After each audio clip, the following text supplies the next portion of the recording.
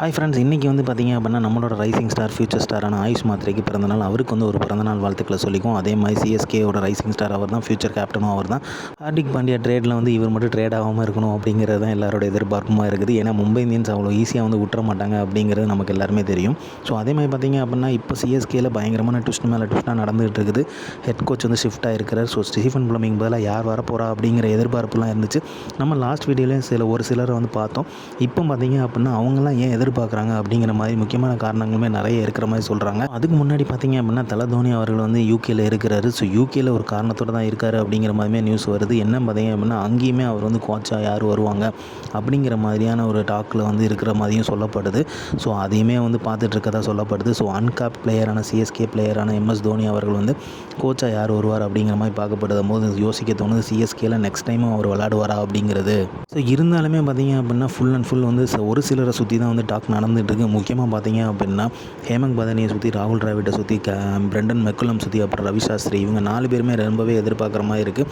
Talk வந்து இவங்களை சுற்றி தான் இருந்திருக்கு. இதில் வந்து முக்கியமாக பார்த்திங்க அப்படின்னா ஹேமந்த் பதானி, ராகுல் டிராவிட், பிரெண்டன் மெக்குலம் சொல்கிறாங்க. இப்போ சிஇஓ இருக்கிற காசி விஸ்வநாத் அவர்கள் என்ன சொல்லியிருக்காங்க பார்த்திங்க அப்படின்னா, யாரை ஹெட் கோச்சாக சூஸ் பண்ணுறோமோ அவங்க தான் வந்து கம்ப்ளீட்டாக வந்து டீமை வந்து ரெடி பண்ண போகிறாங்க. ஸோ அவங்க கையில் தான் எல்லாமே இருக்குது. அவங்களுக்கு யார் அசிஸ்டண்ட்டாக வேணும், யார் என்னென்ன கோச் பண்ணணும் அப்படிங்கிறது எல்லாமே அவர் தான் டிசைட் பண்ண போகிறதா வந்து இப்போ வந்து அனௌன்ஸ் பண்ணியிருக்காரு. பிளேயரில் எந்த ஒரு சேஞ்சுமே இருக்காது. ஆனால் வந்து டீமில் வந்து பார்த்திங்க அப்படின்னா அவங்களோட மேனேஜ்மெண்ட்டில் எல்லாமே சேஞ்சஸாக இருக்கும் அப்படிங்கிறதையுமே உறுதிப்படுத்தியிருக்கிறாரு. ஸோ இதுலேருந்து கிளியராக தெரியுது ஹெட் கோச்சோட டிசிஷன் தான் இனிமேல் இருக்க போகுது அப்படிங்கிறது. ஸோ இப்போ உள்ள கரண்ட் ட்ரெண்டுக்கு மாதிரி பார்த்திங்க அப்படின்னா ஒரு வந்து நீ வேறு லெவல் மேட்ச் வந்து விளாடுற மாதிரியும், பேட்டிங்க்கு எது சூட்டபுளாக இருக்கும் அப்படிங்கிறதையுமே யோசித்து விளாட்ற கோச்சாக தான் தேடுற மாதிரியுமே வந்து டிசைட் பண்ணியிருக்காங்க. ஸோ அதுவும் பார்த்திங்க அப்படின்னா அவர் இன்னொரு வார்த்தையும் சொல்லியிருக்காரு. என்ன பார்த்திங்க அப்படின்னா, மோஸ்ட்டாக நாங்கள் வந்து இந்தியன் கோச்சாக தான் சூஸ் பண்ணுறதுக்காக தேடிட்டு இருக்கோம் அப்படிங்கிற மாதிரி சொல்லியிருக்காரு. ஏன் பார்த்திங்க அப்படின்னா இப்போ இந்தியன் டேலண்ட்ஸ் வந்து அதிகமாகிட்டாங்க ஐபிஎல்லில். ஸோ பேர் தெரியலனாலுமே அவங்க வந்து விளாண்டு சூப்பராக பெர்ஃபார்ம் பண்ணிட்டு போகிறாங்க. அவங்களால வந்து ஸ்கோரே மாறுது, கேமே மாறுது அப்படிங்கிறதுனால ஸோ இந்தியன் கோச்சை தான் டிசைட் பண்ணியிருக்கோம். அவங்க வந்து யாரை வந்து இந்தியன் கோச் வந்து நாம் சூஸ் பண்ணுறோம் அப்படிங்கிறத பொறுத்து தான் இனிமேல் வந்து மேனேஜ்மெண்ட்டில் எல்லா மாற்றமுமே இருக்கும். ஸோ இந்தியன் பிளேயர்ஸ் நிறையவே எடுக்கிறாங்க. ஸோ அந்த காரணத்துக்காகவே வந்து இந்தியன் கோச்சை தான் சூஸ் பண்ணுறதா வந்து முடிவு பண்ணியிருக்காங்க. கம்ப்ளீட்டாக வந்து சிஎஸ்கே வந்து இப்போ எந்த தாட் ப்ராசஸில் இருக்காங்க அப்படிங்கிறத கிளியராக எக்ஸ்பிளைன் பண்ணியிருக்காங்க. ஸோ இந்தியன் கோச் அப்படிங்கும்போது 2 பேருக்கு வாய்ப்பு இருக்குது. ராகுல் டிராவிட் அண்ட் ஹேமந்த் பதானிக்கு வாய்ப்பு இருக்குது. அதை தாண்டி வந்து யார் கொடுக்க போகிறாங்க அப்படிங்கிறதுமே யோசிக்கணும். ஸோ சுரேஷ் ரெய்னா ஹெட் கோச்சாக வருவாரா அப்படிங்கிறது தெரியல. பட் ஆனால் அவருக்குமே வாய்ப்பு இருக்கதா சொல்கிறாங்க. அதேமாதிரி ரவி சாஸ்திரி வருவாரா அப்படிங்கிறதுமே தெரியல. ஸோ இவங்க 4 பேருக்குமே சான்சஸ் இருக்குங்கிற மாதிரி சொல்கிறாங்க. அதே மாதிரி பார்த்திங்கன்னா ஃபேன்ஸ் மத்தியிலையும் வந்து பார்த்திங்கன்னா பிரெண்டன் மெக்குலம் வந்தால் நல்லாயிருக்கும் அப்படிங்கிற மாதிரி. ஏன்னா அவர் வந்து இப்போ உள்ள ட்ரெண்டுக்கு வந்து அதிரடியான பேட்ஸ்மேன்ஸ் வந்து உருவாக்குவார் அப்படிங்கிறதையும் அவங்க வந்து நினைக்கிறாங்க. ஸோ அதனால் பிரெண்டன் மெக்குலம் வந்து இப்போ ஃப்ரீ ஆகிட்டார். டெஸ்ட் மேட்ச்சில் வந்து இங்கிலாந்து கூட இல்லாதனால இங்கே வந்து வருவார் அப்படிங்கிற மாதிரி எதிர்பார்க்கப்படுது. ஸ்டீஃபன் ஃப்ளமிங் வந்து அங்கே டெஸ்ட் கோச்சாக போகிறதுக்குமே நிறைய பேச்சுவார்த்தைகள் நடக்கப்படுறதா சொல்கிறாங்க. இன்னொரு பக்கம் பார்த்திங்க அப்படின்னா ஹேமந்த் பதானி வந்து சொல்கிறாங்க. ஹேமந்த் பதானி வந்து 2010 வந்து சிஎஸ்கேக்காக விளாண்டுருக்காரு. ஸோ அதுக்கப்புறம் டிஎன்பிஎல்லுமே நிறைய மேட்சஸ் வின் பண்ணியிருக்காரு. இப்போவுமே டெல்லி கேபிட்டல்ஸில் கோச்சாக இருக்கார். ஸோ அவர் வந்து வர்றதுக்கு நல்லா இருக்குமா அப்படிங்கிற மாதிரியும் யோசிக்கப்படுது. ஸோ வந்து அவர் வந்து எடுப்பாங்களா அப்படிங்கிற மாதிரி கேள்விப்பட்டதை வந்து ஃபேன்ஸ் எல்லாருமே வந்து வேணாம், இதுக்கு ஸ்டீஃபன் ஃப்ளமிங்கே இருந்திருக்கலாமே அப்படிங்கிற மாதிரி பேசுகிறாங்க. ஸோ எனக்கு பர்சனலாக பார்த்திங்க அப்படின்னா ராகுல் டிராவிட் எடுத்தால் தான் நல்லாயிருக்கும். இதை தான் நான் லாஸ்ட் வீடியோலையுமே சொல்லியிருந்தேன்.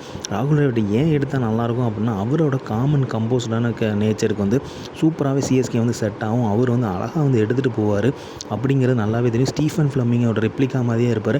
அதே டைம் பார்த்திங்க அப்படின்னா கரண்ட் ரெண்டுமே வந்து கரெக்டாக ஃபாலோ பண்ணுவார். சஞ்சு சாம்சன் கூட நல்ல ரிலேஷன்ஷிப்பில் இருந்தார் ராஜஸ்தான் ராயல்ஸ் கூட. அதே மாதிரி பார்த்திங்க அப்படின்னா ருத்ராஜுமே அதே கேரக்டர் தான். ஸோ இவங்க 3 பேரோட காம்போவுமே தெறிக்க விடுங்கிறதுல எந்த ஒரு டவுட்டுமே இல்லை. ஹார்திக் உள்ளே வந்தாலுமே வந்து அவர் வந்து கேப்டன்ஷிப் விரும்புவாரா அப்படிங்கிறத தெரியணும்.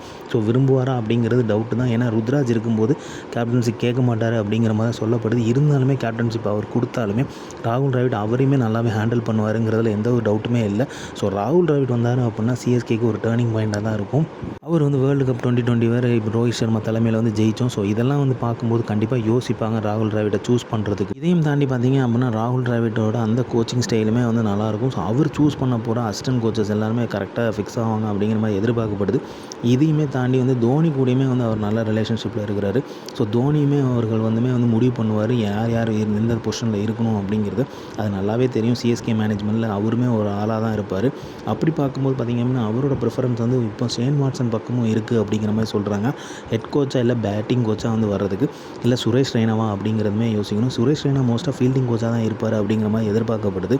இன்னொன்று பார்த்திங்க அப்படின்னா பவுலிங் கோச்சாக திருப்பியுமே வந்து டொவின் பிராவோ வருவாரா அப்படிங்கிற மாதிரி எதிர்பார்க்கப்படுது. ஸோ கேகேஆர் வந்து டொவின் பிராவோ வந்து விட்டால் தான் அவர் வர முடியும் அப்படிங்கிறதுல எந்த சந்தேகமே இல்லை. ஏன்னா லாஸ்ட் இயர் தான் அவர் வந்து போனார். அதுக்கப்புறம் இப்போ வருவாரா அப்படிங்கிறது 2 இயர்ஸ்க்கு அப்புறம் வர்றதுக்கு அவங்க வந்து என்ன மாதிரியான நாம்ஸ் வச்சுருக்காங்க அப்படிங்கிறது தெரில. அந்த நாம்ஸ் எல்லாம் வந்து பிரேக்கப் பண்ணிட்டு தான் இங்கே வர முடியும் அப்படிங்கிற மாதிரி சொல்லப்படுது. ஸோ டொவின் பிராவோ திருப்பி வந்தார்னா நல்லா தான் இருக்கும். நான் 2023 கோச்சாக வந்து அவர் இருந்தார். 24மே நல்லா ட்ரை பண்ணார். பட் ஒன் திங் நல்லாவே தெரியுது. ஏன்னா வந்து கம்ப்ளீட்டாக வந்து கோச் மேனேஜ்மெண்ட் எல்லாமே வந்து மாறுது அப்படிங்கிறது கிளியராக தெரியுது. சிஎஸ்கே வந்து அதில் வந்து தெளிவாகவே இருக்காங்க. சிஇஓ வந்து அனௌன்ஸ்மெண்ட் பண்ணதுக்கப்புறம். ஸோ ஹெட் கோச் யாரோ அவங்கள பொறுத்து தான் இருக்குது.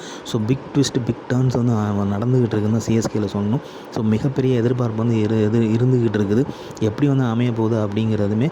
ஸோ ஹார்திக் பாண்டியாவோட ட்ரேட் நடந்துச்சுன்னா அப்படின்னா இன்னுமே சம்பவமாக இருக்கும். ஸோ ஓஜி சிஎஸ்கேன்ஸ் எல்லாருமே உள்ளே வந்தாங்க, மேனேஜ்மெண்ட்டுக்குள்ளே வந்தாங்க அப்படின்னா அதுவுமே சம்பவமாக தான் இருக்கும். அதில் எந்த ஒரு டவுட்டுமே கிடையாது. ஓஜி சிஎஸ்கேன்ஸ்னு சொல்லும்போது Matthew Hayden, Bravo, Suresh Raina இவங்க எல்லாருக்குமே நிறைய சான்சஸ் இருக்குது உள்ளே வரதுக்கு. ஸோ அப்படி வந்தாங்க அப்படின்னா ஓஜி சிஎஸ்கேன்ஸ் வந்து ட்ரெயின் அப் பண்ணி கப்பு அடித்தாங்க அப்படின்னா சரியான ஒரு வேட்டையாக தான் இருக்கும். ஏன்னா அந்த மாதிரி நடக்குமா அப்படிங்கிறதையும் வெயிட் பண்ணி பார்க்கணும். ஸோ எப்படிப்பட்ட முடிவு எடுக்கிறாங்க சிஎஸ்கே, அவங்க மேனேஜ்மெண்ட் வந்து எப்படி ஃபிக்ஸ் பண்ண போகிறாங்க, இப்போ உள்ள கரண்ட் சிச்சுவேஷனுக்கு 2020 வந்து எப்படி கொண்டு போகணும் அப்படிங்கிற மாதிரியான கோச்சஸ் தான் டிரைவ் பண்ணி கொண்டு வருவாங்க. அப்படி பார்க்கும்போது பார்த்திங்க அப்படின்னா அதிரடியான பிளேயர்ஸ் தான் சுரேஷ் ரெய்னா, பிராவோ இவங்க எல்லாருமே வேறு மாதிரியாக 2020 வந்து அவங்க வந்து அப்போ விளாடும் போதே கொண்டு போனவங்க தான். சிஎஸ்கே மேனேஜ்மெண்ட்டும் சரி, சிஎஸ்கேன்ஸும் சரி, எல்லாருமே எதிர்பார்க்கறது ஒன்று தான், கப் அடிக்கணும் அப்படி தான். கண்டினியூஸ் கப் அடிக்கணுங்கிறது இல்லை. ஆனால் வந்து எப்போவுமே ஒரு லெகசியை வந்து எம்எஸ் தோனி வந்து கிரியேட் பண்ணியிருக்காரு. சிஎஸ்கே எப்படியாவது வந்து பார்த்திங்க அப்படின்னா குவாலிஃபயரில் உள்ளே போயிடுவாங்க, டாப் 4ல் உள்ளே போயிடுவாங்க. ஸோ அதுக்கப்புறம் ஃபைனலிஸ்ட்டாக நிறைய தடவை போயிருக்காங்க. ஸோ அட்லீஸ்ட் பார்த்திங்க அப்படின்னா ப்ளே ஆஃபில் உள்ளே போயிடுவாங்க அப்படிங்கிற மாதிரி தான் இருக்குது.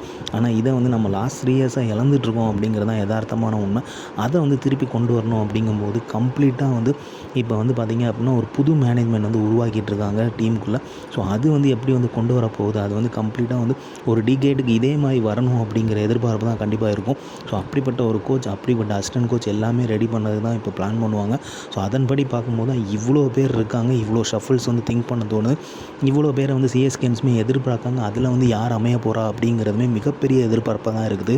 சிஎஸ்கேவோட மாஸ்டர் பிளான் எப்போவுமே அப்படி தான் இருக்கும். அவங்க ஒன்ஸ் எடுத்தாங்க அப்படின்னா அவங்க வந்து லாங் டேர்மில் தான் யோசிப்பாங்க அப்படிங்கிறது நல்லாவே தெரியும். நாம் இத்தனை வருஷம் பார்த்துருக்கோம். ஸோ இப்போ வந்து பார்த்திங்க அப்படின்னா அது வந்து ஒரு முடிவுக்கு வந்திருக்கு. ஸோ திருப்பியுமே வந்து அதே மாதிரி லாங் டேர்மில் தான் யோசிப்பாங்க. அந்த மாதிரி செட் ஆகும்போது ஹெட் கோச்சஸ் இவங்க 3 பேருமே நிறைய வாய்ப்பு இருக்குது. ராகுல் டிராவிட், ஹேமங் பதானி, பிரெண்டன் மெக்கலம். ஹேமங் பதானி சிஎஸ்கேன்ஸ் விரும்புகிறாங்களா இல்லையாங்கிறது தெரியல. ஆனால் சிஎஸ்கே அந்த மாதிரி முடிவு எடுத்தால் அது ஒன்றுமே மாற்ற முடியாது. பட் ராகுல் டிராவிட், பிரெண்டன் மெக்கலம் மேலே எதிர்பார்ப்பு இருக்குது.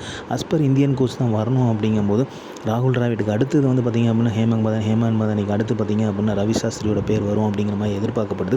இதையும் தாண்டி மேனேஜ்மெண்ட்ஸ் வந்து வேறு ஏதாவது நியூ கோச்சை வர்றாங்களா, கொண்டு வர போகிறாங்களா அப்படிங்கிற எதிர்பார்ப்புமே எகிரிட்டு இருக்குன்னு தான் சொல்லணும். ஸோ இந்த மாதிரி சிஎஸ்கே பற்றி தெரிஞ்சுக்க லைக் பண்ணுங்கள், ஷேர் பண்ணுங்கள், மட்டை பந்தின் சப்ஸ்கிரைப் பண்ணுங்கள்.